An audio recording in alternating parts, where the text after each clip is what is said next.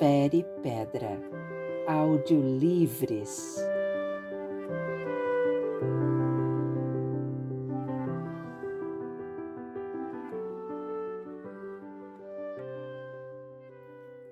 Nas Ruas do Brás, escrito por Drauzio Varela. Coleção Memória e História, publicado pela Companhia das Letrinhas. O pastor. O pai do meu pai era pastor de ovelhas numa aldeia bem pequena nas montanhas da Galícia, ao norte da Espanha. Antes de o dia clarear, ele abria o estábulo e saía com as ovelhas para o campo. Junto, seu amigo inseparável, um cachorrinho ensinado. Numa noite de neve na aldeia, depois que os irmãos menores dormiram, meu avô sentou ao lado da mãe na luz quente do fogão a lenha. Mãe, eu quero ir para o Brasil. Quero ser um homem de respeito, trabalhar e mandar dinheiro para a senhora criar os meus irmãos. Ela fez o que pôde para convencê-lo a ficar. Pediu que esperasse um pouco mais, era ainda um menino, mas ele estava determinado. Não vou pastorear ovelhas até morrer, como fez o pai. Mais tarde, como em outras noites de frio, a mãe foi pôr uma garrafa de água quente entre as cobertas para esquentar a cama dele. 12 anos, meu filho, quase um homem. Você tem razão. A Espanha pouco pode nos dar. Vá para o Brasil, terra nova, cheia de oportunidades, e trabalhe duro. Siga o exemplo do seu pai. Meu avô viu os olhos de sua mãe brilharem como líquido. Desde a morte do marido, era a primeira vez que ela chorava diante de um filho. No começo do século, muitos europeus, cansados da guerra e da pobreza em que viviam, emigravam para o Brasil. Seu Paco, um vizinho de aldeia do meu avô, decidiu mudar para cá com a mulher e 5 filhos pequenos. Meu avô tanto insistiu que convenceu seu Paco a se responsabilizar por ele durante a travessia, porque uma criança de 12 anos não podia viajar sozinha. Pobre como era e com tantos filhos, seu Paco foi franco com minha bisavó. Até desembarcarmos no Brasil, eu digo para as autoridades que seu filho está comigo. Depois, não posso mais ajudar. Nessa época, um navio demorava 1 mês para vir da Europa ao Brasil. O menino, analfabeto, desembarcou em Santos com uma calça, uma camisa, um par de meias e o capote na malinha. Disse adeus ao pessoal do seu Paco e saiu sozinho atrás do trabalho oferecido aos imigrantes nas imediações do porto. Não teve dificuldade. Um pouco antes, haviam proibido a escravidão no Brasil e faltava gente para o trabalho braçal, principalmente nas lavouras de café. Ele foi parar numa fazenda em Jaú, interior de São Paulo. O trabalho infantil não era proibido. Muitas crianças começavam a trabalhar aos 7 anos de idade. Em Jaú, ele carpiu café, cuidou de cavalos e economizou tudo o que pôde. Em pouco tempo, tinha o suficiente para tentar a vida em São Paulo, cidade que no início do século começava a se industrializar e crescer. Como outros estrangeiros, meu avô foi morar no Brás, bairro industrial perto do centro, onde havia 2 estações de trem e uma hospedaria para receber imigrantes. Comprou uma carroça para entregar mercadoria. Ainda não existiam caminhões de transporte. E meteu a cara no trabalho. Saía de manhã no escuro e voltava à noite alta, depois de dar banho no cavalo e alimentá-lo. Como não podia ler e precisava assinar recibos, pagou um garrafão de vinho para que um espanhol mais velho lhe ensinasse. O senso de responsabilidade de um menino como aquele ganhou fama na freguesia. Ele recebia tantos pedidos que precisou de mais uma carroça para dar conta de tudo. Depois comprou outra e mais outra, até acabar proprietário de uma companhia de transportes que empregava vários espanhóis recém-chegados. Então meu avô conheceu minha avó Aurélia, espanhola como ele. Casou de terno preto, colete e bigode retorcido. Ela de branco, levando nas mãos um pequeno buquê. Tiveram 3 meninos e uma menina, que morreu aos 3 anos, coisa comum naquele tempo sem antibióticos. Depois de alguns anos, meus avós compraram 2 terrenos no Brás e construíram 3 casas em cada um. Foram morar em uma delas, na rua Henrique Dias, e alugaram as outras 5. Meu avô era tão agradecido ao Brasil que proibiu minha avó de ensinar espanhol ao meu pai e aos irmãos dele. Esses meninos são brasileiros. Se aprenderem espanhol, podem acabar voltando para a Espanha e morrer na guerra. Meu avô paterno emprestou dinheiro e deu emprego a muitos conterrâneos que chegavam sem nada. Morreu aos 42 anos, que era a média de vida de um homem na década de 20. Morreu respeitado pela comunidade, exatamente como planejou aos 12 anos, quando saiu da Espanha. Na minha infância, quando morria um espanhol amigo da família, as missas eram celebradas no Mosteiro de São Bento, uma igreja linda no centro da cidade, preservada até hoje. A missa era em latim, e o padre, que tinha 2 coroinhas de batina e mais um auxiliar, usava um manto vermelho e lilás com pombas e raios luminosos bordados nas costas. O coro cantava ao som do órgão, bonito e triste. Os homens vestiam terno cinza, gravata preta e uma fita preta na lapela do paletó, em sinal de luto. Quando eram parentes próximos da pessoa falecida, usavam essa fita durante um ano inteiro, às vezes até por mais tempo. Os filhos e o marido viúvo ficavam sem fazer a barba até a missa de 7º dia. Depois passavam meses de roupa escura, sem ouvir rádio, sem cantar nem ir ao cinema. Não bastava sofrer, era preciso demonstrar a dor. Vi mulher gritar, arrancar o cabelo, atracar-se ao caixão para impedir os homens de levar o marido na hora do enterro. Nessas missas, eu ficava feliz quando aqueles senhores me chamavam de Neto do Varela e diziam: seu avô foi um grande homem. Só não gostava quando as mulheres deles, de véu escuro e terço na mão, beliscavam minha bochecha e davam beijos babados que eu enxugava disfarçando no ombro do paletó.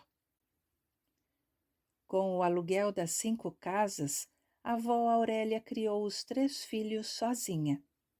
Com dificuldade, mas sem deixar faltar nada. Meu pai e o tio Odilo, o irmão mais velho dele, estudaram contabilidade. O caçula, o tio Amador, fez medicina na mesma faculdade em que eu me formaria 30 anos depois. O bombeiro. Meu outro avô, pai da minha mãe, costumava se sentar na cadeira de balanço e ler as notícias da guerra para minha avó. Também lia romances, e quando a avó levantava para espiar uma panela na cozinha, ele fechava o livro até ela voltar. A sala onde ficavam tinha o teto pintado com perdizes e cestos abarrotados de frutas. Ao sair de casa, vestia o terno preto de risca branca. No bolso do colete guardava o relógio, pendurado numa corrente de ouro que ia até o passador do cinto. Não punha os pés na rua sem dar lustro nos sapatos. Era um homem baixo e atarracado que escrevia com letra perfeita. Molhava a pena no tinteiro e depois enxugava com o mata-borrão. Nascido numa região chamada Trás-os-Montes, ao norte de Portugal, veio para o Brasil com o pai, professor, a mãe e um irmão. Emigraram porque o pai tinha medo de que os meninos fossem convocados pelo exército português para servir nas colônias africanas, onde muitos jovens portugueses morriam ou retornavam com doenças desconhecidas. Graças à caligrafia impecável, os parágrafos sempre iniciados com maiúsculas bordadas, meu avô conseguiu entrar para o Corpo de Bombeiros, um orgulho para o imigrante daquele tempo. Era telegrafista, função importante porque muitos avisos de incêndio vinham pelo telégrafo, através de sinais elétricos transmitidos por fio em código Morse de uma estação para outra. Foi no Brás que ele conheceu minha avó Ana. Essa minha avó nasceu no Porto, uma das maiores cidades de Portugal, e chegou criança ao Brasil junto com a família numerosa. Até hoje dizem que é difícil um casal viver tão bem como eles. Ela não tinha aprendido a ler e andava de preto, como as portuguesas daquela geração. Apesar de analfabeta, conhecia Machado de Assis e Eça de Queiroz e recitava poesias de Bocage, decoradas nas leituras com o marido. Por causa do seu lugar de origem, parece que ela se julgava mais chique do que ele. Sou do Porto, não sou como você, que veio de Trás-os-Montes, aquele fim de mundo. Quando meu avô deu baixa como terceiro sargento do respeitado Corpo de Bombeiros, eles construíram o sobrado na rua João Teodoro, a 2 quadras da Henrique Dias, onde viviam meus avós paternos. Moravam na parte de cima e montaram um armazém de secos e molhados na de baixo. Vendiam mantimentos, bebidas, doces, mortadela e bacalhau, tão barato naquele tempo que quando queriam ofender alguém diziam: "Para quem é, bacalhau basta". Com o dinheiro ganho no comércio, meus avós maternos construíram diversas propriedades no Brás. Tiveram 8 filhos, dos quais apenas 4 sobreviveram às doenças infantis. Lídia, minha mãe, Olímpia, irmã inseparável dela, José, o mais velho, personagem querido da minha infância, que ria feliz quando reunia os filhos e sobrinhos em volta dele, e o Durval, meu tio mais novo, que nasceu muito diferente das outras pessoas e permaneceu criança para sempre, capaz de gargalhar das coisas mais insignificantes e de pedir para repetirmos várias vezes as frases com as quais cismava. O dia todo debruçado na sacada do sobrado, em conversas intermináveis com amigos imaginários, tio Durval via o mundo passar no movimento da rua João Teodoro. A casa da Henrique Dias. Meu pai conheceu minha mãe na vizinhança. Dizem que ela era engraçada quando contava histórias e bonita de chamar a atenção. Casaram mocinhos e tiveram 4 filhos. Meu irmão mais velho nasceu em casa, assistido por uma parteira, como era costume, e morreu 2 dias depois do parto. As crianças ainda morriam muito na década de 40. Aí vieram a Maria Helena, eu e o Fernando. Até eu completar 2 anos, moramos numa casa de propriedade dos meus avós maternos, na rua Rio Bonito, também no Brás. Mudamos logo depois do parto do meu irmão mais novo, porque minha mãe ficou muito fraca para cuidar dele e a Rio Bonito era um pouco longe para as minhas avós poderem ajudar. Meus pais, minha irmã e eu fomos para uma das 3 casas que minha avó espanhola tinha na Henrique Dias, porque assim ela podia tomar conta de mim e da Maria Helena.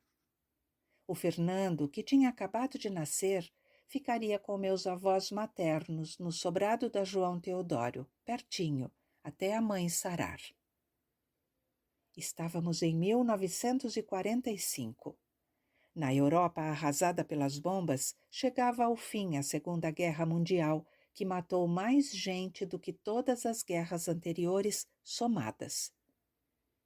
Em 6 de agosto daquele ano, dia do nascimento do meu irmão, um piloto americano num avião de hélice lançou uma bomba sobre a cidade japonesa de Hiroshima e voou para longe. A explosão levantou um enorme cogumelo de fumaça que escureceu o céu e liberou um calor absurdo, desconhecido do homem. Todos os prédios ruíram.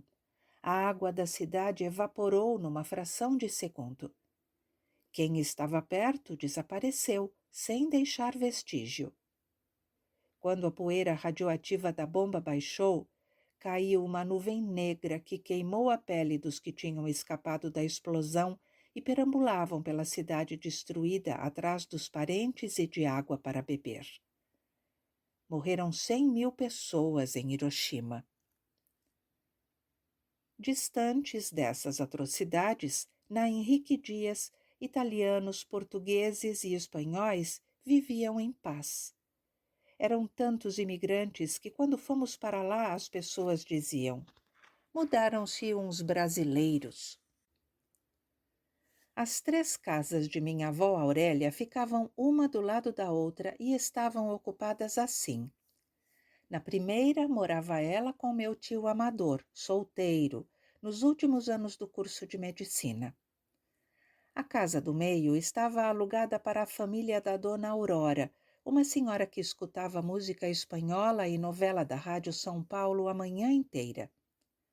Nessa época, a televisão ainda não existia no Brasil e rádio era privilégio de poucos no Brás. As pessoas iam no vizinho ouvir programas de rádio. Construídas por volta de 1910, essas 2 casas eram semelhantes. Tinham janelas altas para a rua, portão de ferro e um corredor lateral que dava na porta da sala de jantar. A terceira, onde fomos morar, era uma moradia coletiva para 3 famílias, comum nos bairros operários.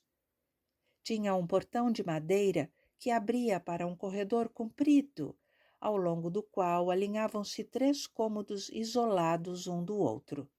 No da frente, o único com janela para a rua, morava um casal de portugueses, pais do Arlindo, meu amigo inseparável. No quarto do meio morava o tio Constante, na verdade primo do meu pai, casado com a tia Leonor, filha de italianos, que morria de rir quando eu repetia os palavrões que ela me ensinava escondido, e o filho deles, Flávio, meu primo 12 anos mais velho. Nós ocupávamos a parte de trás. Para entrar, subíamos uma escadinha de 5 degraus e chegávamos num pequeno alpendre. À esquerda ficava a cozinha, com fogão a lenha e uma chaminé. À direita, uma porta dava acesso à sala, que tinha uma mesa de jantar e um guarda-louça. Atravessando a sala, vinha o quarto, com a cama dos meus pais, os criados mudos e 2 caminhas, uma de cada lado. Em frente, uma camiseira e o guarda-roupa de casal. Os móveis eram de madeira escura, pesados de arrastar. Seguindo o corredor de entrada, depois da nossa cozinha vinha o banheiro, um só para as 3 famílias, com chuveiro frio e um cheiro de bolor que nunca esqueci. Ao lado, um tanque coberto e mais 2 cozinhas, a da tia Leonor e a da mãe do Arlindo. Em frente às cozinhas, o varal e o coarador, uma folha grande de zinco sobre um suporte de madeira para secar a roupa ao sol. Lá no fundo, um galinheiro. Nessa época não havia a comodidade dos supermercados que vendem o frango pronto para ir à panela. A dona de casa entrava no galinheiro, escolhia a vítima, destroncava o pescoço dela e depenava na bacia com água quente. Era prato para domingos especiais, tanto que havia até um ditado: pobre, quando come frango, um dos dois está doente. Uma vez, aos 4 anos de idade, depois de já ter tomado o banho da tarde, eu tive uma ideia brilhante: fazer xixi na cerca do galinheiro. Minha intenção era que o jato molhasse as penas das galinhas que ciscavam distraídas. Só que o galo, grandão, de crista vermelha, parou em frente e ficou me olhando com a cabeça de lado. Assim que comecei a urinar, o galo, sem dar tempo para nada, deu uma bicada certeira no meu pinto. Tirou sangue, mas eu não chamei ninguém. Fui chorar escondido, de vergonha da minha burrice. Os passarinhos. Nossa casa tinha um porão cheio de mistério. Por causa dos ratos que transmitiam doenças terríveis, minha mãe não deixava brincar lá. Mas o Arlindo e eu não obedecíamos. Com medo, rastejávamos entre as tranqueiras do porão escuro, aflitos com as teias de aranha que grudavam na boca. Na entrada do porão, meu tio Constante armava uma ratoeira de arame em forma de gaiola comprida, com um pedaço de queijo duro pendurado no fundo. Quando o rato mordia a isca, a mola soltava e trancava a porta da gaiola com força. Prendia o rato vivo. Eram ratos pretos enormes que meu tio afogava no tanque. Hoje acho cruel a cena do afogamento, mas na época eu chamava a rua inteira. O tio tampava o tanque e abria a torneira. Quando a água subia, a molecada se acotovelava em volta, excitada com a aflição do inimigo. O tio Constante trabalhava numa loja de calçados, torcia pelo Corinthians no rádio, ouvia corrida de cavalo e tinha uma criação de canário do reino num viveiro azul, amarelo e vermelho, perto do coarador. Na época de reprodução, ele separava os casais nas gaiolas e punha barbante desfiado para que fizessem o ninho.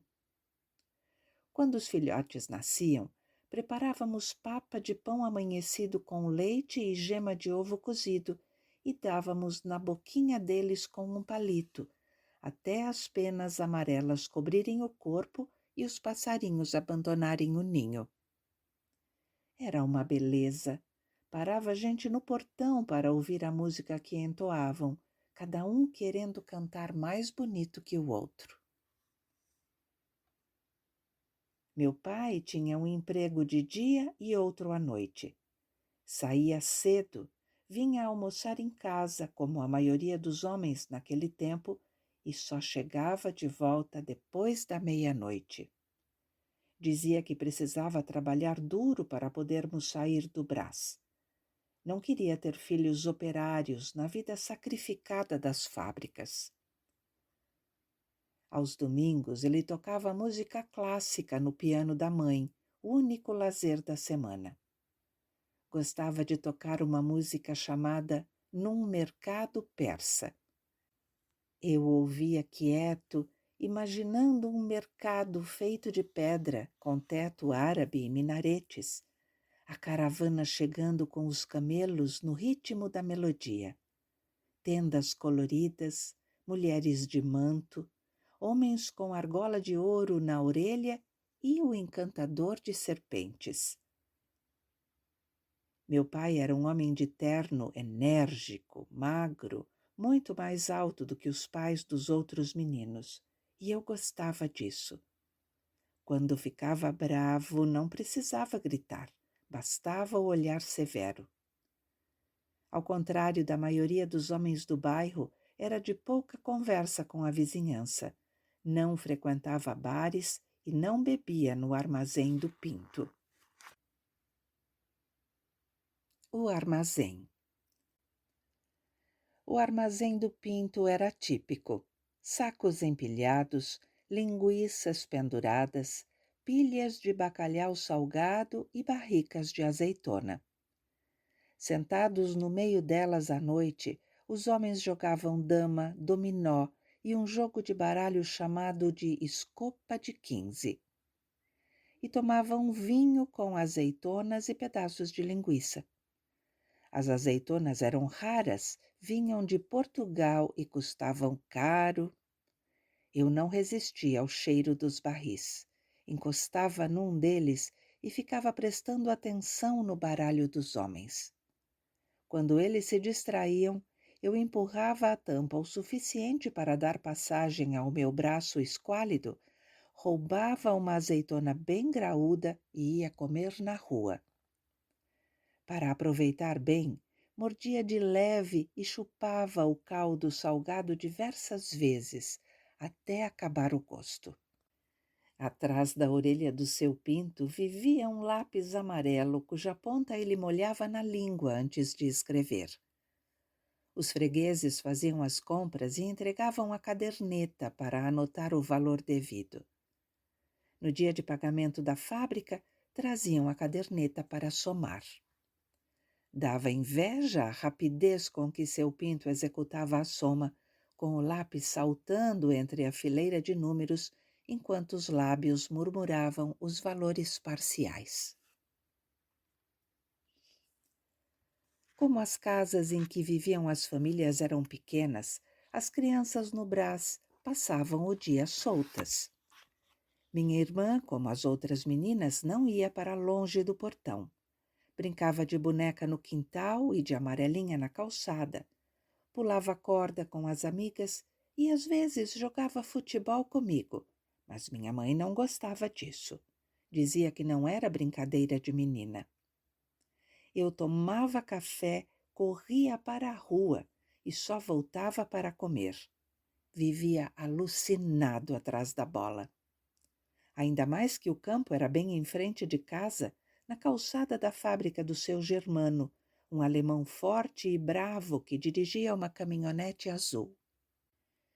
Bola de couro ninguém tinha. Jogávamos com aquelas pequenas de borracha que pulam feito cabrito. Quando estouravam, fazíamos outra com meia velha e jornal amassado, ótimas para bater pênalti na calçada. As partidas só paravam quando as mães chamavam para dentro. Que inferno as mães! No melhor do jogo apareciam na porta com as mãos na cintura. Pedrinho, vem se lavar para comer. Pepino, já te chamei 3 vezes, desgraçado. Teu pai te mata quando chegar. Os italianos. O Brás era um bairro cinzento, com ruas de paralelepípedo e poucos automóveis. Ao meio-dia, as sirenes anunciavam a hora do almoço nas fábricas. Como não existiam prédios, de toda a parte viam-se chaminés e as torres da igreja de Santo Antônio apontando para o céu. A paisagem humana do bairro era dominada pelos italianos, mais numerosos e barulhentos do que os portugueses e espanhóis da vizinhança. Gente simples, oriunda de pequenos povoados devastados pela guerra, uma mistura de calabreses, napolitanos, sicilianos, vênetos e milaneses. Falavam dialetos incompreensíveis uns para os outros. Os do norte da Itália costumavam ser mais instruídos. Eram geralmente operários especializados que punham os filhos em escolas particulares. O Coração de Jesus, dos padres salesianos, ou o Liceu Acadêmico São Paulo, na Rua Oriente. Não se davam bem com os italianos do Sul, napolitanos, calabreses e sicilianos, chamados por eles de carcamanos com desprezo. Contam os mais velhos que a palavra carcamano teria surgido para designar comerciantes calabreses desonestos. Ao pesar a mercadoria naquelas balanças antigas, de prato pendurado numa mola, eles empurravam o prato da balança com a mão para roubar no peso. Eram os calca à mão, que no sotaque italiano teria virado carcamano. Os operários saíam cedo com a marmita embrulhada no jornal e o guarda-chuva preto. Garoava muito em São Paulo. A cidade era cercada por matas e conhecida como a Terra da Garoa. Entre os trabalhadores, muitos eram adolescentes, mas não havia mais crianças. O trabalho antes dos 14 anos tinha sido proibido. Essas imagens marcaram a minha infância. Para ser homem, precisava acordar cedo e ir para a fábrica com a marmita. Nem todos eram operários, no entanto. Havia barbeiros, alfaiates, marceneiros, sapateiros e ambulantes que passavam com a carrocinha.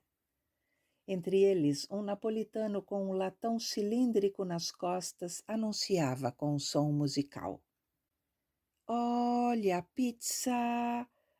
pizza, mozzarella e pomarola em copa. Queria dizer que a pizza tinha tomate em cima da mussarela. Ele forrava o latão com um pano branco e ali dentro os discos de pizza vinham cuidadosamente empilhados, separados uns dos outros por folha de papel manteiga. Eram preparadas pela mulher dele no forno a lenha. Não custavam caro, mas poucos compravam, porque os imigrantes eram pessoas econômicas. Napolitanos como esses foram os precursores das pizzarias que surgiram no Brás nos anos 50. Nós não tínhamos geladeira.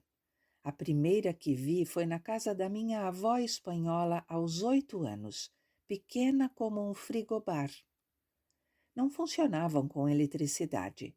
Pela manhã, o caminhãozinho da fábrica de gelo deixava na porta das casas uma pedra grande, e antes de sair, os homens a carregavam para dentro da geladeira para resfriar os alimentos. Sem geladeira, era perigoso guardar comida para o dia seguinte. Naquele tempo, muitas crianças pequenas morriam de diarreia por ingestão de alimentos contaminados. Tudo passava na porta das casas: o verdureiro, o peixeiro, o batateiro, o comprador de garrafa e um napolitano que anunciava: compra roupa usada, bom preço, freguesa. Ternos, vestidos, chapéus e lingeries finas. O comércio de roupa usada estava nas mãos dos napolitanos, que vendiam até casimira inglesa. Feita na moca, dizia o tio Constante. Dos vendedores, entretanto, quem mais atraía a criançada era a mulher do manjar, uma mulher negra roliça, de sorriso alvo e com perfume de rosa.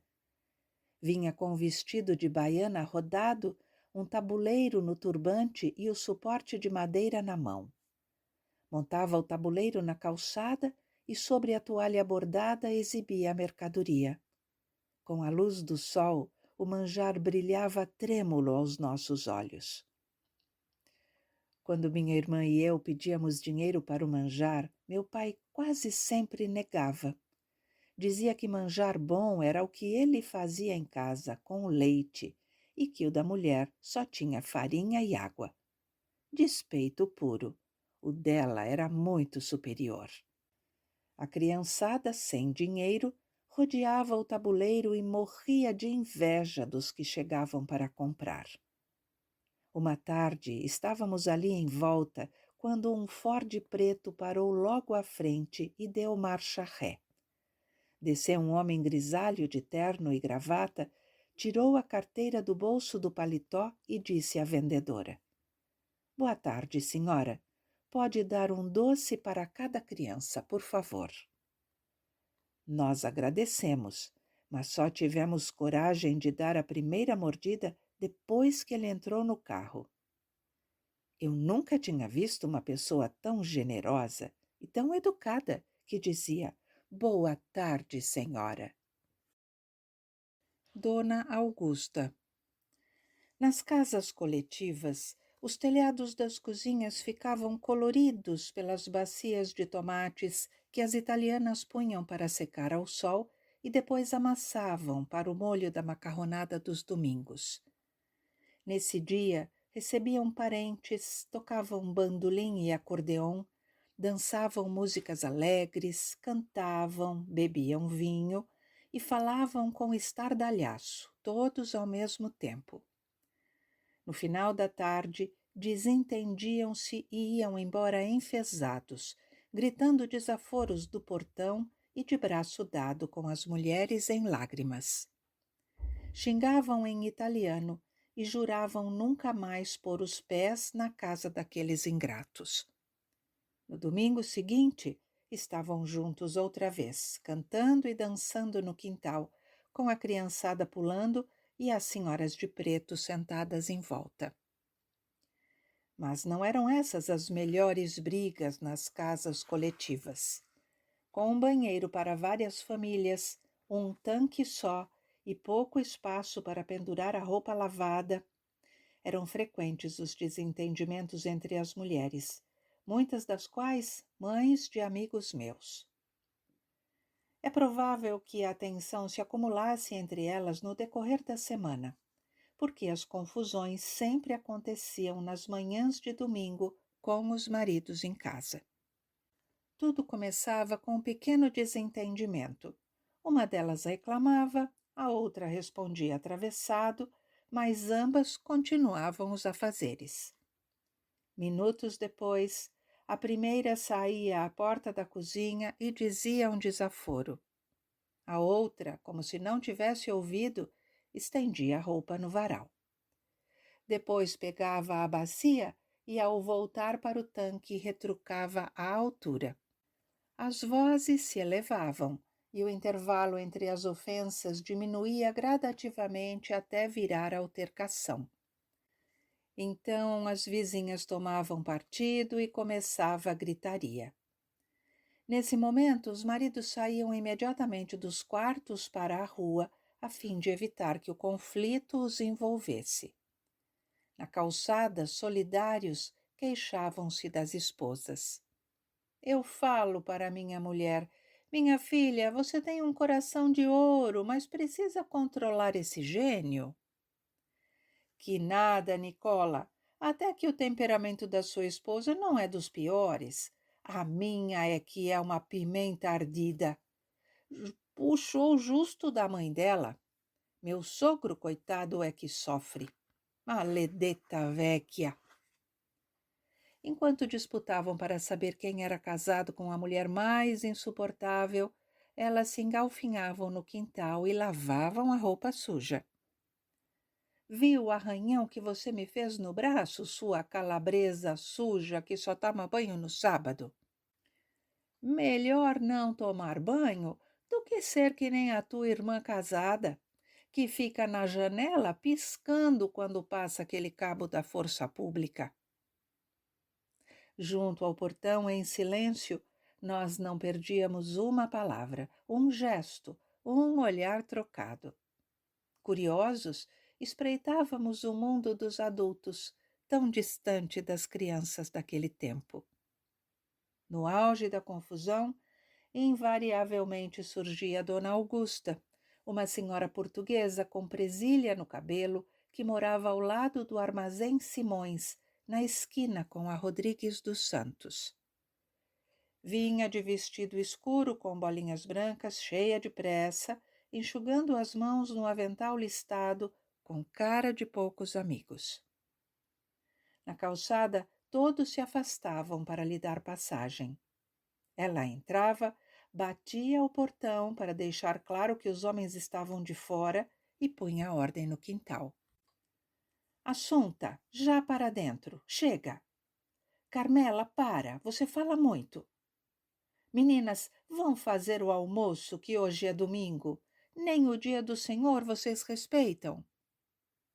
Os ânimos se acalmavam. Ouvia-se o soluçar compulsivo das mulheres recolhidas em seus quartos. Então, Dona Augusta, de queixo empinado e sem dizer uma palavra, abria o portão e atravessava no sentido inverso o corredor de curiosos, que novamente se abria em sua homenagem na calçada. Os balões. Tenho boas lembranças da minha mãe nessa época. Era carinhosa, magra, morena, e se vestia bem mesmo em casa, com roupa que ela mesma costurava. Forrava as gavetas com toalhas de renda, fazia as panelas brilharem, e quando me via sujo na rua, chamava para que eu me lavasse. Todos diziam que era uma mulher prestimosa. Eu achava linda essa palavra.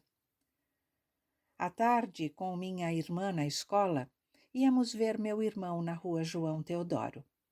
Ela subia devagar as escadas do sobrado e sentava na cadeira de balanço do meu avô para descansar do esforço. Depois, punha o meu irmão no colo dela e ela o cobria de beijos.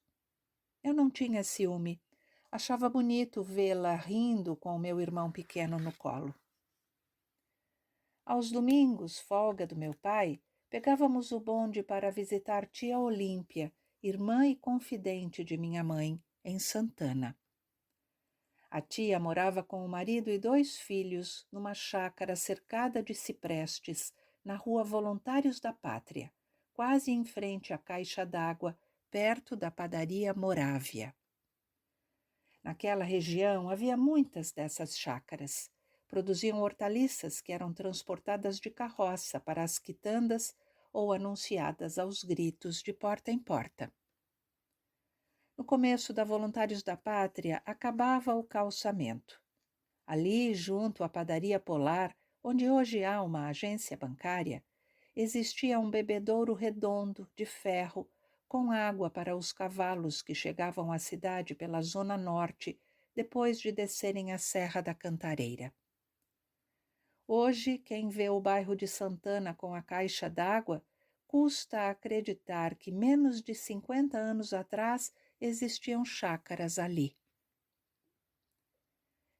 Nessas reuniões familiares, eu encontrava meus primos queridos, 2 filhos dessa tia e 3 do tio José, irmão mais velho da minha mãe. Sujos de terra, em bando pelos 4 cantos da chácara, trepávamos das árvores, dávamos comida para os patos no laguinho, cortávamos capim-gordura para o gualicho, o cavalo que puxava a charrete do meu tio, e jogávamos bola em gol de verdade, com trave de bambu do taquaral. Quando chegava a hora de ir embora, meus primos e eu chantageávamos minha mãe para que ela me deixasse ficar lá até o domingo seguinte. Insistíamos tanto que às vezes eu acabava conseguindo. Era o máximo da felicidade. Hoje os balões são proibidos porque provocam incêndios pavorosos, mas naquele tempo o céu de junho ficava salpicado com as luzes deles. Na chácara caíam sem parar, e na nossa imaginação infantil achávamos que eram atraídos pelo para-raios da caixa d'água. Nessas ocasiões, a primeira providência era correr para soltar a Luca, uma pastora alemã de latido grosso que barrava a molecada do bairro do lado de lá da cerca, enquanto um de nós agarrava o balão pela boca e apagava a tocha.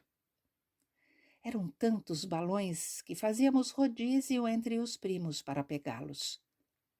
Não conhecia alegria maior, pegar nas mãos um presente iluminado que caiu do céu.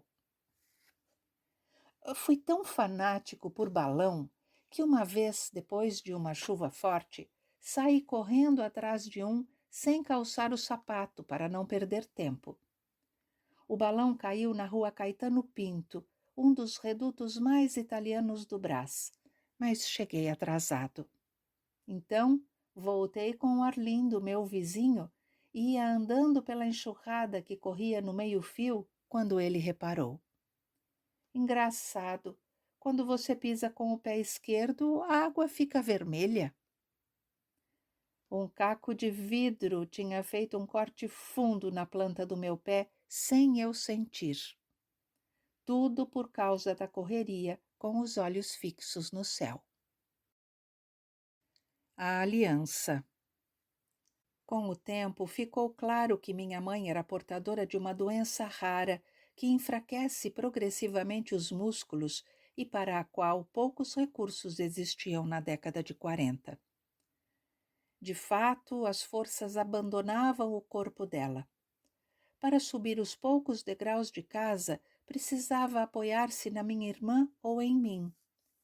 Já não conseguia visitar os pais para ver meu irmão. Eles é que precisavam trazê-lo. Logo, a debilidade se instalou tão intensa que ela caiu de cama. Para ir ao médico, meu pai tinha que levá-la no colo até o táxi. Minha irmã e eu acompanhamos seu sofrimento diário, embora ela procurasse escondê-lo com um sorriso delicado que ficou para sempre em nossa lembrança.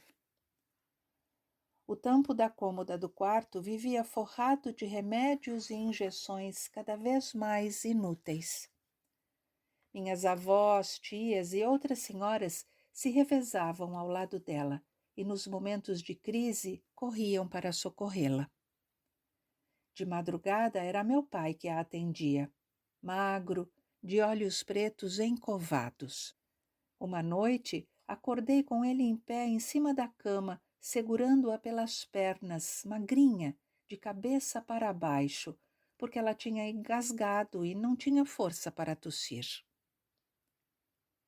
Minha mãe e meu pai tinham a mesma idade, 32 anos na época.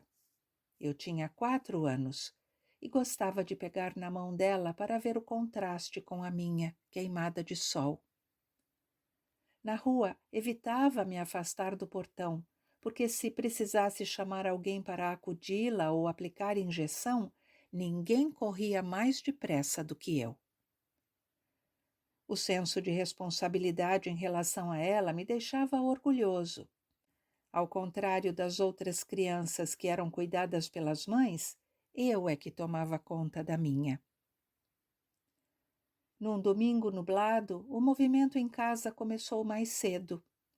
Quando acordei, ela estava sentada na beira da cama, os pés inchados, com uma pilha de travesseiros no colo, em cima dos quais repousava a cabeça sobre os braços entrelaçados. A respiração estava mais ofegante e as veias do pescoço saltadas, azuis. No nariz havia um tubo ligado ao balão de oxigênio. Lembro que tomei café e dei um beijo demorado em seu rosto pálido. Ela não sorriu dessa vez, apenas voltou os olhos sem luz na direção dos meus. Eu quis ficar sentado no tapete ao lado dela, mas ninguém deixou. Fui para o portão assistir ao jogo dos mais velhos na porta da fábrica. O Flávio, meu primo e herói, porque aos 14 anos já trabalhava de terno e gravata na Radional, uma companhia de transmissões telegráficas e radiofônicas, jogava como ponta direita. Sentei ali quietinho, sem entender por que não me deixavam ficar com a minha mãe. Logo depois, a tia Leonor foi buscar meu tio Amador e o meu pai, que tinham ido dormir um pouco na casa da avó Aurélia. Na volta, eles passaram calados pelo portão. Meu pai tinha a barba por fazer. De repente, o silêncio caiu lá dentro. Sem barulho, cheguei até a porta do quarto e parei atrás da minha irmã. Entrava uma luz cinzenta pela janela. Todos permaneciam imóveis em volta da cama. Debruçada sobre a pilha de travesseiros, minha mãe respirava a intervalos longos. Depois o braço dela despencou dos travesseiros, a aliança de casamento caiu da mão. correu pelo assoalho e fez 3 voltas antes de parar. A casa da avó Aurélia. Meu pai, a Maria Helena e eu fomos morar com a avó Aurélia e o tio Amador, na casa dela, ao lado. O Fernando continuou com meus avós maternos e o tio Durval, mas eu estava sempre com ele porque era perto. Para mim, a vida não mudou. Futebol, bolinha de gude, empinar pipa, rodar peão, colecionar figurinha de jogador das balas seleções, o amor da avó espanhola e o carinho do tio Amador, que à noite na cozinha me sentava no colo para ver comigo o canário que ficava para lá e para cá no balancinho da gaiola, até apagar a luz. Em compensação, ganhei mais liberdade para andar pelo bairro, porque as avós são menos autoritárias do que as mães. Meu tio Amador gostava muito de estudar e me deixava brincar com... Meu tio Amador gostava muito de estudar e me deixava brincar com caixa vazia de amostra grátis de remédio ao lado da escrivaninha. No quarto, ele tinha um esqueleto humano com caveira e tudo, pendurado num suporte e coberto com um lençol. O esqueleto era meu amigo íntimo. Nós conversávamos. Eu apertava a mão dele, levantava os membros para ver como o movimento de um osso afetava a posição dos outros e ficava intrigado sobre como teria sido a vida dele, porque o meu tio sabia que era de um homem. Eu podia mexer no esqueleto, mas o tio insistia em que eu tivesse cuidado e respeito. De modo geral, eu tinha, mas às vezes, quando o tio saía, eu escurecia o quarto e convidava 1 ou 2 moleques da rua para descobrir um tesouro lá em casa. Entrava com eles pé ante pé, com as tábuas do corredor rangendo, e ia até o quarto envolvido na penumbra. Quando se acercavam em volta do suposto tesouro coberto, num movimento rápido eu puxava o lençol e gritava com a voz mais grossa que conseguia: "É a morte!" O esqueleto chacoalhava no suporte e a molecada, em pânico, corria feito barata tonta pelo corredor. Apavorados, alguns se perdiam pela casa e iam parar na cozinha, onde estava minha avó, que gritava comigo e fazia com que eles se assustassem mais ainda. Depois as mães vinham reclamar que os filhos não conseguiam dormir à noite de medo. A morte de minha mãe aproximou minha irmã de mim. 3 anos mais velha, ela entendia melhor o significado da ausência da mãe e tentava me proteger com carinho e com o instinto maternal das meninas. Lia a história à noite, ajudava nas lições e me dava conselhos. A adversidade que enfrentávamos sem eu compreender direito criou entre nós laços afetivos que duraram para sempre. O doutor Isaac. Um dia acordei esquisito, com um peso nas pernas, e fui tomar café. Minha avó levou um susto. "Como os teus olhos estão inchados, filho?" Depois do almoço, meu pai me levou ao doutor Isaac. Eu já estava com 6 anos e era a primeira vez que ia ao médico. Só os filhos de famílias de posses tinham pediatra. O doutor Isaac disse que eu estava com nefrite, uma inflamação que se instala nos rins e provoca inchaço no corpo. Receitou injeções de penicilina, 30 dias de repouso absoluto na cama e um regime alimentar inacreditável. 3 dias sem comer nem beber uma gota de água sequer, seguidos de mais 3 com apenas um cálice de suco de laranja de manhã, à tarde e antes de dormir.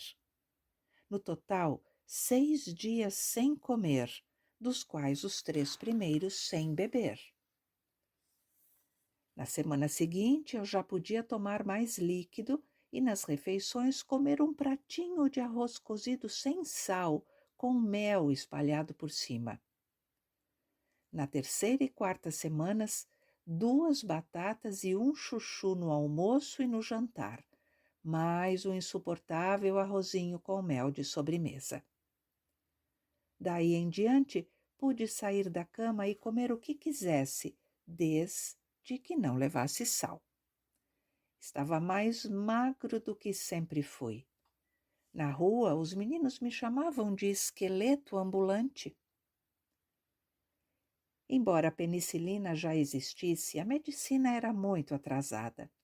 Nesses casos de nefrite, os médicos deixavam o doente sem comer ou beber pelo máximo de tempo possível, porque acreditavam que os rins inflamados precisavam descansar. Mais tarde, os estudos demonstraram que esse conceito estava errado. Quem curava o doente eram as injeções de penicilina. Deixar a criança passar sede e fome não tinha nenhuma utilidade. O pior era não tomar líquido. A fome não é nada comparada com a sede. No segundo dia sem beber água, quase fiquei louco. A boca ardia de seca, os lábios grudavam e o sono durava pouco, sempre interrompido pelo mesmo sonho com a negra que vendia manjar. Ela surgia de branco, o tabuleiro equilibrado na cabeça, e me oferecia um copo de água fresquinha. Quando eu estendia a mão para apanhá-la, o corpo caía, se espatifava e eu acordava chorando. Deitado ali comigo, meu pai molhava meus lábios rachados com um algodão úmido. O terceiro dia eu passei num estado de torpor, mais dormindo do que acordado. A figura da mulher indo e voltando com o copo de água que fugia do meu alcance. À noite acordei tantas vezes que meu pai desistiu de dormir. Acendeu a luz, pegou um livro e me deu a mão. Na manhã seguinte, quando minha avó trouxe o suco de laranja, eu estava tão fraco que já nem fazia questão de tomar. Não existiam muitos remédios nem as vacinas de hoje.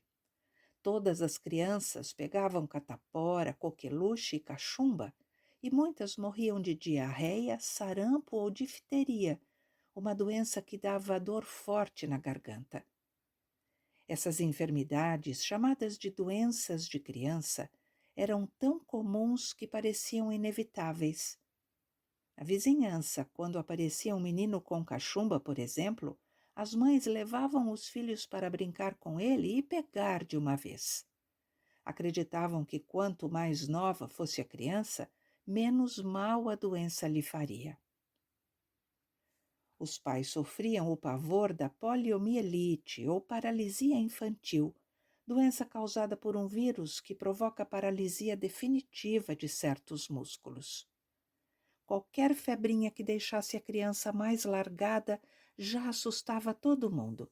Seria a poliomielite? Na rua, na escola, em toda parte havia alguma criança com hastes ortopédicas para dar apoio às pernas paralisadas. A poliomielite desapareceu do Brasil com a vacina Sabin, uma simples gotinha pingada na boca dos bebês. Recém-nascidos e muitas mães morriam de parto, mas na geração anterior à minha era pior. Não existia antibiótico. As mulheres tinham 7 ou 8 filhos para conseguir criar 3 ou 4. Os outros morriam de infecções hoje banais. E na época dos meus avós, então, era pior ainda. Quem escapava das epidemias morria ao redor dos 40. Uma mulher de 50 anos era considerada velha, e se um homem atingia os 60, podia aparecer no jornal. Sexagenário atropelado na Praça da Sé. Meus avós contavam casos da gripe espanhola, epidemia mundial que fez muitas vítimas em São Paulo em 1914. Essa gripe dava febre de delirar, dor forte no corpo e uma tosse horrível que espalhava o vírus letal pelo ar. Várias pessoas caíam de cama na mesma casa. Os que conseguiam ficar em pé cuidavam dos parentes. No Brás morreu tanta gente que não havia tempo para enterros. As famílias velavam os mortos durante a noite e punham os corpos na calçada para as carroças funerárias recolherem pela manhã. Quando eu ouvia as histórias da gripe espanhola, ficava imaginando pilhas de mortos nas carroças. E eu, homem adulto, de óculos, capa de chuva e maleta de couro igual ao Dr. Isaac, examinando os doentes de casa em casa com o estetoscópio, no meio da epidemia. Futebol. Em 1950, ninguém tinha TV em casa na rua Henrique Dias. Os primeiros aparelhos de televisão estavam chegando ao Brasil e custavam muito caro. Eu escutava no rádio todos os jogos do São Paulo e até os do Corinthians, por causa do tio Constante. Uma vez, meu tio Odilo, irmão mais velho do meu pai, prometeu me levar ao estádio do Pacaembu para ver o São Paulo se eu me portasse bem. Virei santo naquela semana de espera interminável. No sábado, depois do almoço, ele veio me buscar. Eu já estava pronto desde as 11 da manhã. A rua inteira sabia que eu ia assistir a São Paulo versus Nacional. Um time fraco, escolhido a dedo pelo tio Odilo para não desiludir meu coração são paulino.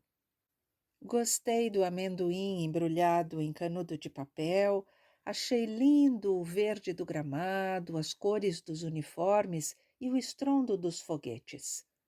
Mas os jogadores me decepcionaram um pouco, apesar de ganharem por 2-0. Pelo rádio, o jogo era mais emocionante. Teixeirinha mata no peito, baixa na terra, passa por 1, por 2, invade a área, fulmina e é gol! Na minha imaginação infantil, aquele homem que matava no peito, invadia e fulminava, tinha superpoderes. O gol do locutor reverberava em meus ouvidos, longo e interminável. Gol do São Paulo! Quanta alegria! No campo era menos emocionante. Os jogadores de carne e osso erravam passes, chutavam para fora e perdiam gol cara a cara, exatamente como nós na porta da fábrica. Então veio a Copa do Mundo de 1950 e o Brasil foi para a final com o Uruguai, no Maracanã. O país parou naquele domingo de sol e com ele o Brás. Almocei e fui encontrar meu primo Flávio para ouvirmos a transmissão da partida no Armazém Simões, que os irmãos Lauro, Laurindo e Laurentino tinham herdado do pai e que ficava na esquina, embaixo do sobrado dos Bem-Posta. A tia Leonor, mãe do Flávio, sempre brincalhona, me deu um pedaço de goiabada cascão e nós fomos para lá. Escutei a irradiação sentado numa pilha de sacos de arroz, todo importante ao lado dos moços no balcão. Estavam lá o Honório e a Honorina, irmãos do Lauro, Laurindo e Laurentino, o Caçapa, funcionário do gasômetro que jogava bola na rua com um gorro de redinha para prender o cabelo, o Isidoro, que uma vez me defendeu de um engraxate valentão, os irmãos Zeca e Fernando Braulio, o negro Gradim e outros que disputavam partidas sensacionais na frente da fábrica, nas tardes de sábado e nas manhãs de domingo, dias de folga para eles. O Brasil marcou primeiro, gol de Friaça, ponta direita do São Paulo. No segundo tempo, o Uruguai empatou, mas não abalou os que estavam ali. Todos tinham certeza de que seríamos campeões mundiais pela primeira vez. Os fogos para a comemoração já aguardavam no canto, ao lado de um balão estrela verde e amarelo decorado com o nome dos jogadores. O desastre veio pelos pés do uruguaio Gíguia, autor do segundo gol. O armazém ficou mudo, apenas o cheiro de saco de mantimento no ar. A voz do locutor perdeu o brilho, melancólica. Está encerrada a peleja no Maracanã. Uruguai, campeão do mundo. Ficaram todos de cabeça baixa por tanto tempo que parecia brincadeira de como está, fica. Em silêncio, depois, saíram desolados, alguns com lágrimas nos olhos. O caçapa deu um murro estrondoso na porta do armazém e foi confortado pelo seu Albino das Neves. Esse seu Albino era um português com barriga d'água que meu tio médico periodicamente esvaziava com uma seringa enorme. O líquido amarelo que saía, ele jogava no pinico embaixo da cama. Encostado na carroceria de um caminhão, a cabeça apoiada no braço direito, o Isidoro soluçava, feito criança. Era a primeira vez que eu via homem chorar sem ninguém ter morrido. Tio Juanito e o Diamante Negro. Minha avó Aurélia brigava comigo quando eu sumia pelo bairro, mas era uma mulher tão doce que bastava um beijo apertado para derreter o coração dela. Com 6 anos, eu tinha mania de ir escondido até o campo do São Paulo, no Canindé, onde hoje é o estádio da Portuguesa, às margens do rio Tietê. Distância grande demais para uma criança andar. No Canindé morava também um irmão da minha avó, o tio Juanito, um espanhol de bengala e sorriso encantador. Tio Juanita pegava o bonde para o trabalho toda manhã, sempre no mesmo horário.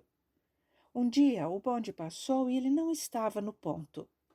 São Paulo era uma cidade tão pequena que o motorneiro achou estranho.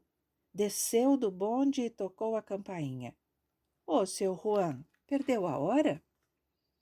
Tio Juanito apareceu na janela do sobrado. Não vou mais, me aposentei no correio.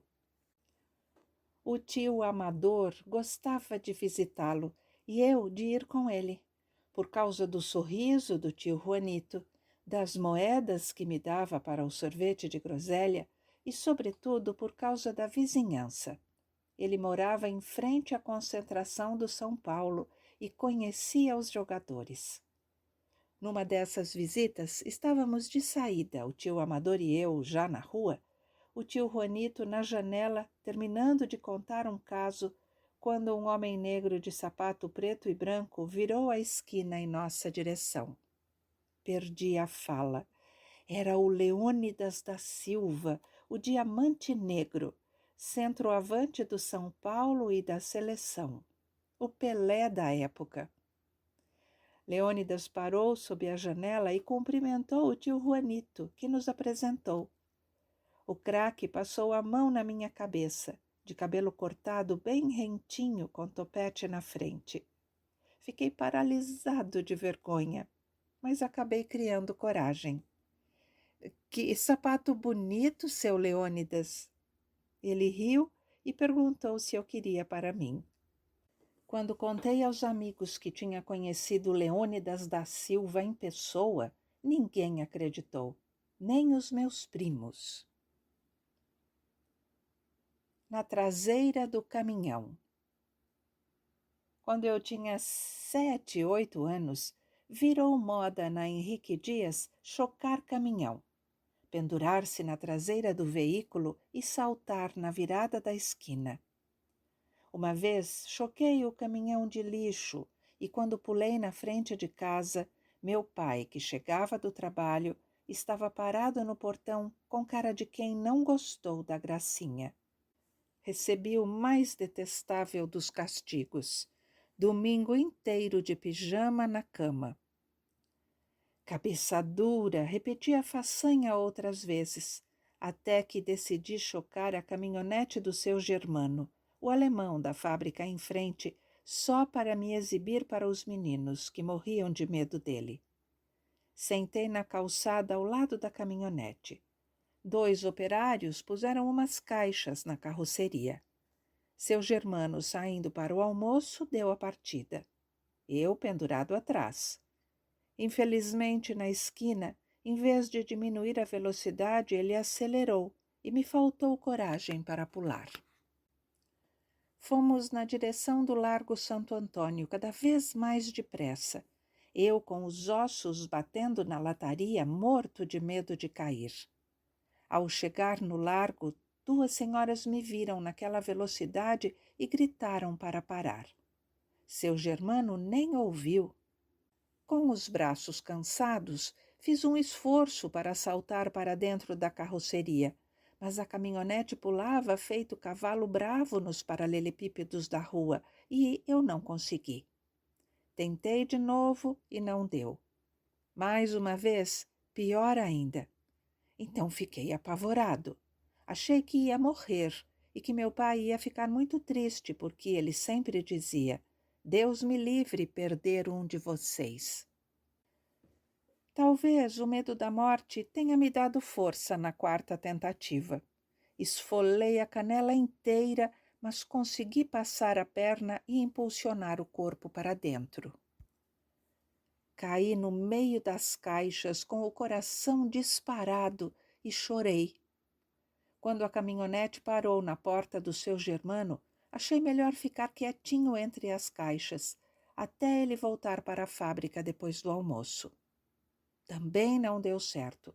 Ele resolveu descarregar a caminhonete e me encontrou escondido. Tomou um susto tão grande que até pulou para trás. Menino dos infernos, como veio parar aqui? Expliquei que só queria chocar até a esquina, mas a velocidade tinha sido tanta. Ele ficou enfesado e disse que ia contar para o meu pai. Pedi para não fazer isso porque eu ia apanhar, mas ele não se importou. Falou que era merecido até. Mostrei as pernas esfoladas, ele não se comoveu. Por fim, contei dos domingos de castigo na cama. Nesse momento brilhou um instante de compaixão no olhar dele. Seu pai deixa você de pijama deitado o domingo inteiro? Só quando eu desobedeço muito. Está louco? Teu pai é severo como o meu na Alemanha. Entre na caminhonete que eu te levo de volta. No caminho, ele me deu conselhos e me contou do pai. Achei que os castigos do pai dele eram muito piores. O meu nunca tinha me trancado no guarda-roupa a noite inteira. Seu Germano concordou em manter segredo, desde que eu prometesse nunca mais chocar veículo nenhum. Desde então, apesar do jeito bravo, ele ficou meu amigo. Quando me encontrava, às vezes dizia: Não vai esquecer, menino que cumpre a palavra merece respeito. Homem de palavra. Quando fiz 8 anos, vó Aurélia ficou muito doente. Mais experiente dessa vez, pressenti que iria perdê-la e deixava até o futebol para aproveitar a companhia dela. Conversávamos horas, eu sentado ao pé da cama, bordando um tapetinho de lã que a professora tinha me ensinado a fazer na escola. Um dia, no final da manhã, ela passou mal e meus tios apareceram em casa. Meu pai chegou cedo para o almoço, mas não voltou para o trabalho. Arrumou a gente, mandou minha irmã para a casa do tio Odilo e eu acabei indo para a casa dos meus avós maternos, de novo contra a minha vontade. Lembro que subi no terraço do sobrado da João Teodoro e passei um tempo olhando para o edifício Martinelli, lá no centro da cidade. Depois deitei no chão, vendo as nuvens brancas passarem no céu azul claro, e chorei sozinho. Sofri muito mais do que quando minha mãe morreu. Estava mais crescido, entendia um pouco melhor o mistério da morte. Já sabia que era a ausência definitiva. No primeiro momento fiquei assustado. Sozinho, com minha irmã, meu pai no trabalho até tarde da noite, o que seria de nós? Na hora do enterro, me abracei com ele. E agora? Não precisa ter medo, filho. Vocês têm pai. Homem de palavra, foi pai e mãe ao mesmo tempo. Contratou uma senhora de confiança para cuidar da casa e continuou a luta dele. Na hora do almoço, fazia trança na minha irmã, alisava a saia preguiada do uniforme, brigava comigo se meu sapato estivesse mal engraxado. Despachava a gente para a escola, comia um prato de arroz e feijão com caldo grosso, bife, batata frita e salada de alface, e antes de voltar para o trabalho, passava nos meus avós maternos para ver o filho caçula. Não saía sozinho nas noites de sábado nem aos domingos, únicos períodos em que não trabalhava. Descobri o talento para a cozinha. Esticava a massa e fazia um macarrão delicioso, bolo de abacaxi, torta de banana, panqueca de goiabada, frango com molho de ervilha e papos de anjo que vocês não imaginam. Domingo à tarde, tocava piano. Aí, talvez por causa da música ou porque os outros meninos saíam com os pais e deixavam a rua vazia, eu ficava um pouco triste. À noite, deitava com a gente e contava história. Dizia que mudaríamos do Brás para uma casa com rosas no jardim e estudaríamos na faculdade. Liberdade. Eu não entendia direito por que ele fazia questão de sair do Brás. Eu era feliz ali, tinha amigos e liberdade, muita liberdade. Sem mãe nem avó, agora eu era o rei da rua. Desencaminhava até os mais velhos. Quero ver quem é homem de ir comigo até o campo do São Paulo e depois pescar peixinho no Tietê. Se alegavam que a mãe não os deixava ir, eu os chamava de bobos, covardes e poltrões. Não sei com quem aprendi essa palavra. E insistia para irmos escondidos. Se apanhassem na volta, tudo bem, já teríamos nos divertido. E saía à frente do grupo, magro feito um bambu, orgulhoso porque ninguém conhecia o caminho tão bem. Atravessávamos ruas de terra, avenidas movimentadas e terrenos baldios cheios de pássaros, até o campo da Serra Morena, para então chegar ao do São Paulo e parar maravilhados diante do distintivo tricolor pintado na parede. Dali, cruzávamos o mato até a margem do Tietê. A Avenida Marginal não existia. Naquela época, o rio Tietê não era poluído como hoje. Na geração do meu pai, menos ainda. Meu tio Amador participou de competições de natação ali. Era muito difícil chegar até as águas do rio. O barranco era alto e inclinado, mas na beirada dele havia o mourão de uma cerca que facilitava a tarefa. O mais forte do grupo agarrava bem firme nesse mourão e dava a mão para o seguinte, que segurava a mão do próximo e assim até alcançar a água. O mais levinho de todos, geralmente eu ou um outro magricela que morava na rua de cima, era o último a descer. Levava na mão direita uma lata de cera parquetina com o fundo todo furado a prego e, agarrado à fila, passava a lata na água para pescar os peixes que nadavam na superfície. Coisa de menino maluco. Em fila, pendurados no barranco, se escapasse a mão de um, todos os que estivessem abaixo cairiam na correnteza, e ninguém sabia nadar. Voltávamos para casa com peixinhos prateados, minúsculos, brilhantes, que ficavam escondidos das mães em vasilhas com água no quintal, alimentados com farelo de pão enquanto sobrevivessem. A magreza tinha suas vantagens. Quando a bola do futebol dos mais velhos caía no telhado da fábrica em frente, alguém precisava subir pelo muro alto da casa da vizinha. Havia para isso uma pessoa indispensável, o gordo, um rapaz de 15 anos, filho de sicilianos, que andava pela rua comendo sanduíche de meio filão de pão com goiabada e banana. O gordo encostava na parede e o primeiro subia nos ombros dele. Aí trepava o seguinte e depois mais outro, como acrobatas de circo, até alcançar o telhado. A tarefa era executada pelos mais velhos. Os pirralhos não tinham vez, nem as mães permitiam que participassem. Toda vez que a bola caía no telhado e a escada humana se formava, eu pedia para subir. Eles não deixavam, mas eu insistia que era levinho, ideal para a tarefa. Devo ter amolado tanto que um dia o gordo perdeu a paciência. Deixe esse esqueleto subir. Assim ele cai, quebra a cara e para de infernizar. Subi descalço, de ombro em ombro, e andei pelas telhas até achar a bola. Parei na beira do telhado, com todos olhando para cima, e joguei a bola para baixo, cheio de orgulho. Daí em diante, a escada humana tinha 2 participantes indispensáveis, o gordo e eu.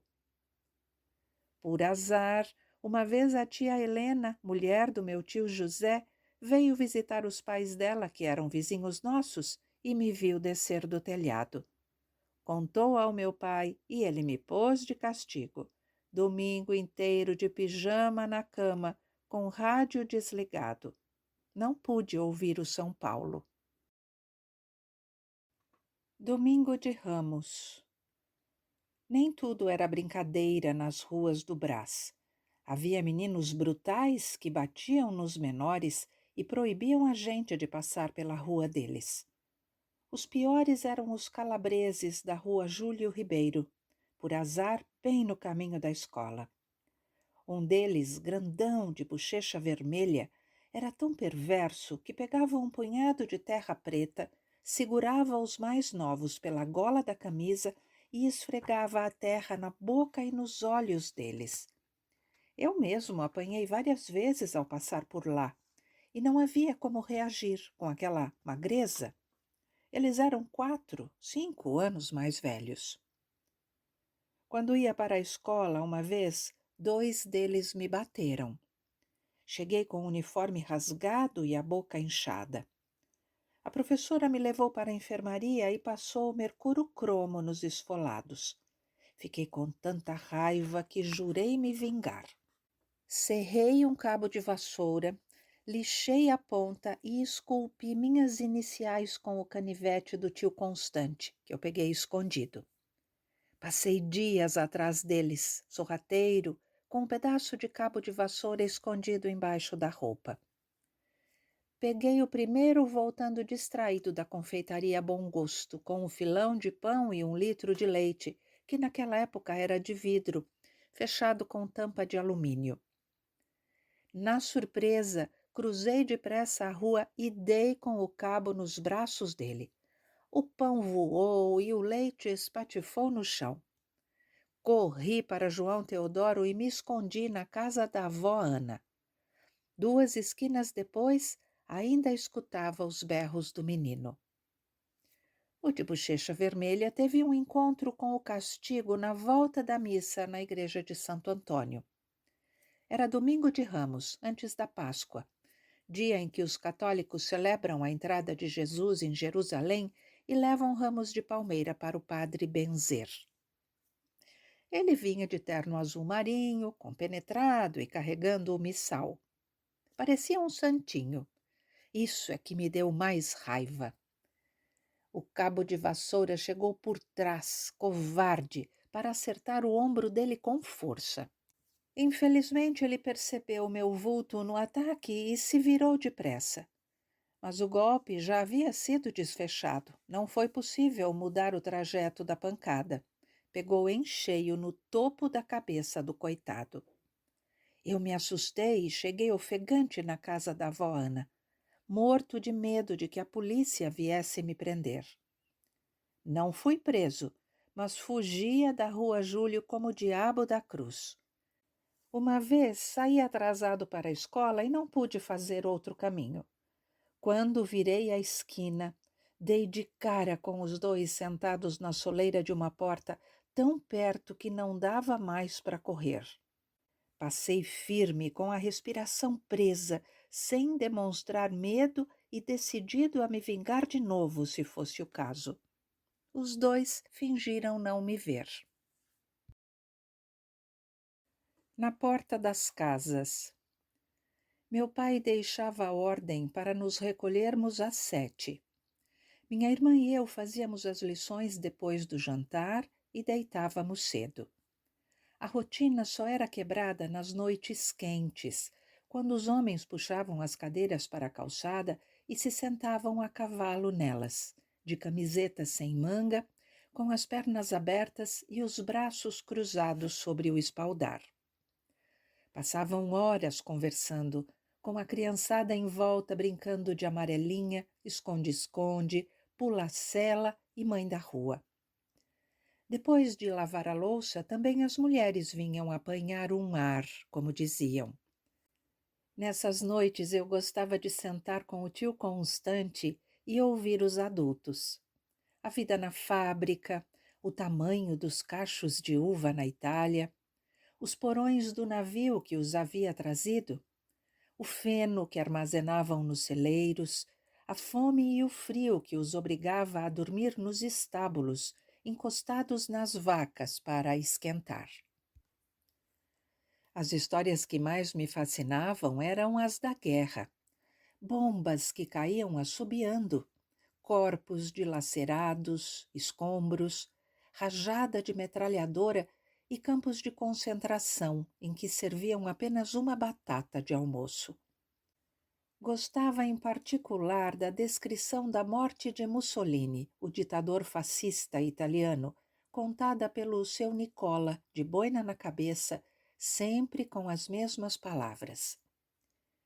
Pegaram o desgraçado num posto de gasolina, fugindo disfarçado. Enforcaram e depois penduraram de cabeça para baixo, como porco na porta do açougue. Não importa a idade, os homens tinham ar de senhores. Jamais trocavam de roupa ou diziam palavrão na frente das crianças. Eu até achava que adulto não sabia falar palavrão. Tratavam-se com cerimônia e respeitavam a palavra empenhada. Dar a palavra de honra valia mais do que papel assinado. Falavam de um mundo distante do Brás, sem comida, com aldeias cobertas de neve, trincheiras e metralhadoras espalhando a morte por todos os cantos. Eu não conseguia entender como podiam sentir saudades da terra natal. Cineminha Colinos. O caminhãozinho passou anunciando pelo alto-falante. Atenção, meninos e meninas! Hoje à noite, na Rua Henrique Dias, venham assistir ao Cineminha Colinos, com a comédia A Casa Mal Assombrada. Estrelando o Gordo e o Magro. Não percam, crianças, Cine Colinos, a pasta dental que dá brilho ao seu sorriso. Ninguém jogou bola naquele dia. Nas conversas era só o Gordo e o Magro, dupla de comediantes americanos da época do cinema mudo. O Pedrinho, vizinho meu, tinha visto um filme deles na televisão de uma tia que morava nos Campos Elíseos. Ali na rua ninguém mais tinha visto televisão. Foi um custo convencer meu pai a me deixar sair naquela noite. Precisou a tia Leonor telefonar para ele no escritório. E na escola, Deus me livre, as aulas não acabavam. O caminhãozinho preto da Colinos, com um tubo de pasta de dente desenhado na porta, encostou às 7:30. Armaram a tela, instalaram o alto-falante na janela da fábrica e nós corremos para sentar na calçada. Achei um lugar bem perto da tela. Aí o Odil chegou, olhou para todo mundo, viu um espaço entre mim e o Arlindo e se esgueirou entre a molecada para sentar ali. O Odil era mais novo, bonzinho, morava no porão de uma daquelas casas da Briga das Mulheres. E sofria de rinite alérgica. O nariz escorria o dia inteiro, mas ele não usava lenço, enxugava nas costas dos braços, de cima para baixo, alternadamente, uma vez no esquerdo, outra no direito. A luz do sol brilhava quando refletia ali. Acomodado em frente à tela, um lugarzinho que eu não queria perder de jeito nenhum, senti um frio úmido no braço quando ele encostou. Tantos meninos e o Odil tinha que sentar justo perto de mim. Afastei meu braço depressa, mas o líquido pegajoso não desgrudou. Formou uma ponte mucosa larga entre mim e ele. Dei um puxão com força. Que nojo! E se eu saísse para me limpar, perderia o lugar no cinema. Resignado, afastei-me o quanto pude do Odil e assisti ao filme. Começou com umas crianças loiras, parece que canadenses, escovando os dentinhos na pia do banheiro. Todos arrumados, de pijama azul os meninos e elas cor-de-rosa, cabelo bem penteado. Nenhuma cárie visível. Muito diferente das crianças que eu conhecia. As meninas pareciam as fadas dos livros. Depois vieram o gordo de bigodinho e paletó apertado e o magro com cara de sonso. Enfrentavam portas que abriam por conta própria, camas que andavam pelo quarto, pontapés invisíveis no traseiro e outros perigos na casa mal assombrada. Tomamos sustos e choramos de rir na calçada. Fiquei encantado pela magia do cinema, até hoje, e cheio de curiosidade pelas crianças que voltavam a escovar os dentes no final, para a felicidade das mamães sorridentes, loiras e penteadinhas como elas. Naquela noite estrelada, esfregando sabão no braço sujo embaixo da torneira do tanque, comecei a entender meu pai. Existia outro mundo para lá das porteiras da estrada de ferro do Brás. Contrastes culturais. Vizinha à nossa casa morava a professora de piano da minha irmã. Aos domingos, essa senhora fazia audições com os alunos. Tocavam violino, piano e cantavam ópera. Numa delas, eu ia passando pela casa e ouvi uma voz grossa. Viene per la strada del bosco, il tuo nome conosco. Entrei pelo corredor lateral da casa, parei na porta da sala e fiquei ali para escutar melhor. Era uma canção triste. Aí chegou uma senhora encorpada de meias pretas e sombrinhas e me surpreendeu distraído do lado de fora da porta. Você gosta de música, menino? Fiquei envergonhado e disse que já estava de saída, mas ela me fez entrar. Mulher enérgica, difícil de contrariar. Na sala, a vergonha aumentou, porque os homens estavam de gravata e as mulheres de roupa chique. Gostei muito do violinista que tocou um concerto de Paganini e da Polonaise de Chopin, que uma moça tocou ao piano. Durante o intervalo, tomei guaraná com biscoito champanhe, coisa de luxo naquele tempo. Embora o Brás fosse um bairro de operários imigrantes, eram visíveis os contrastes culturais.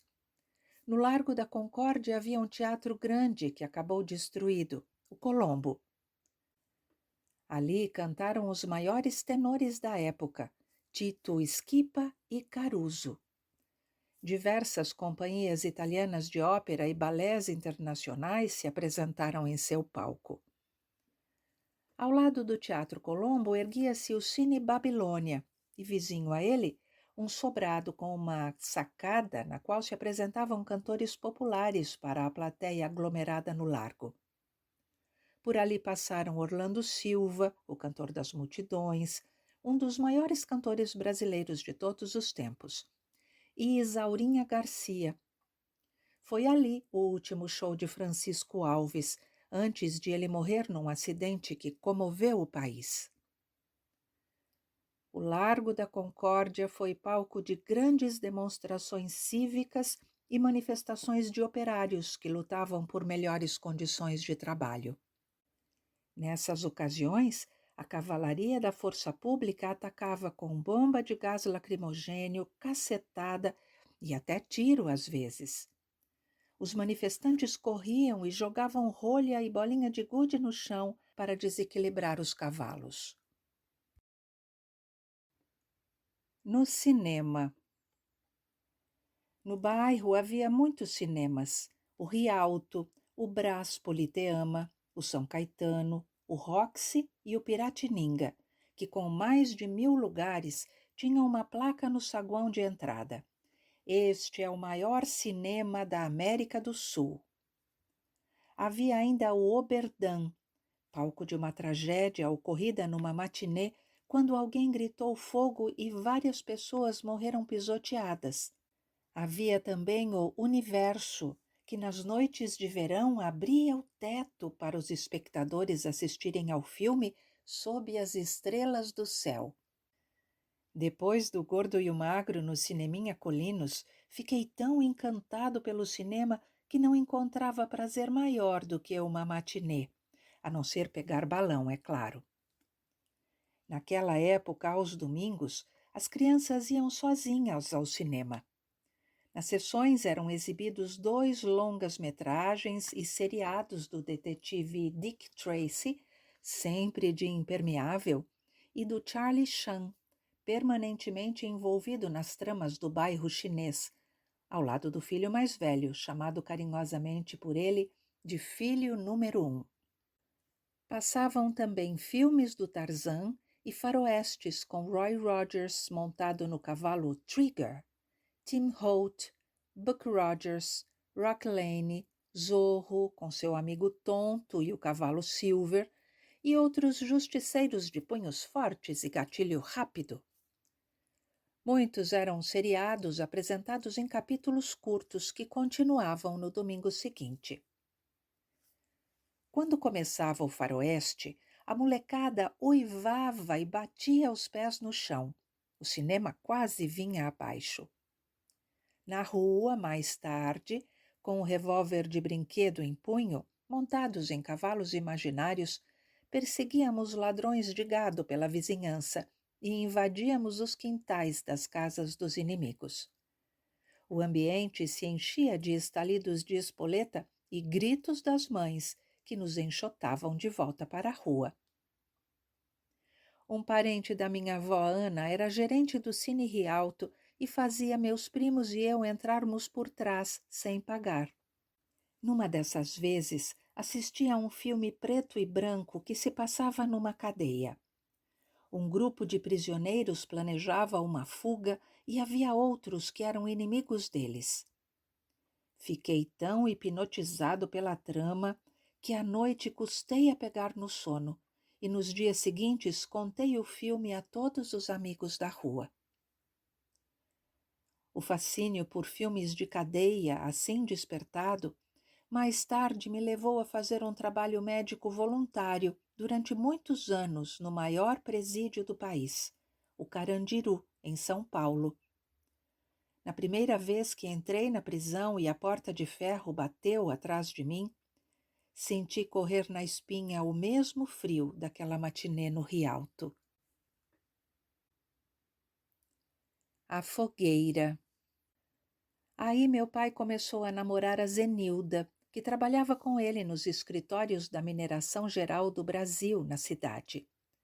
Aos domingos, íamos almoçar na casa dela, na Vila Mariana. Ela fazia arroz de forno com ervilha, queijo e presunto. Numa dessas vezes, voltei sozinho com ele, de ônibus.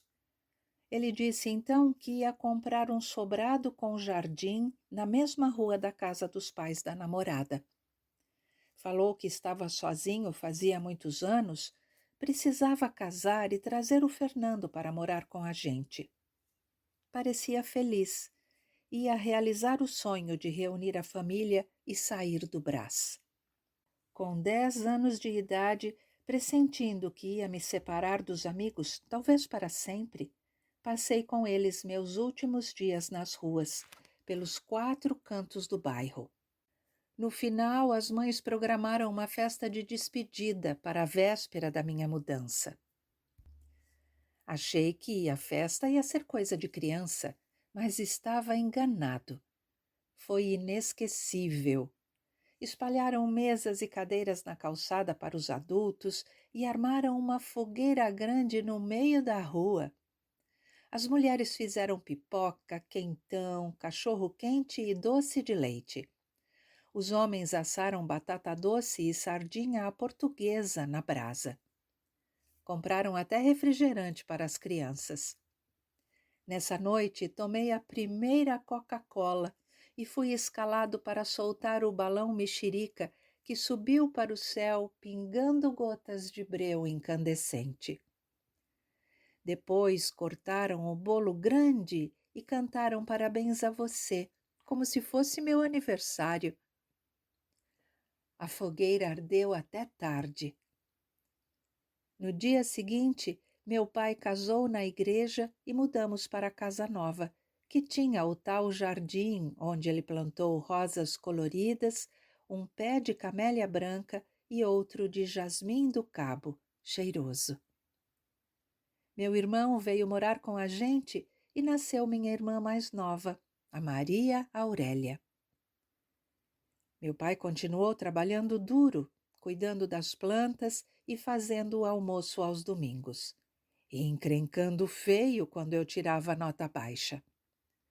Minha irmã mais nova formou-se dentista, a mais velha professora e meu irmão e eu médicos. Para o orgulho dele, que pôde ver os filhos na faculdade. Voltei algumas vezes ao Brás para visitar os amigos, meus avós, meus tios e primos que continuaram lá por mais alguns anos. Mas já não era a mesma coisa.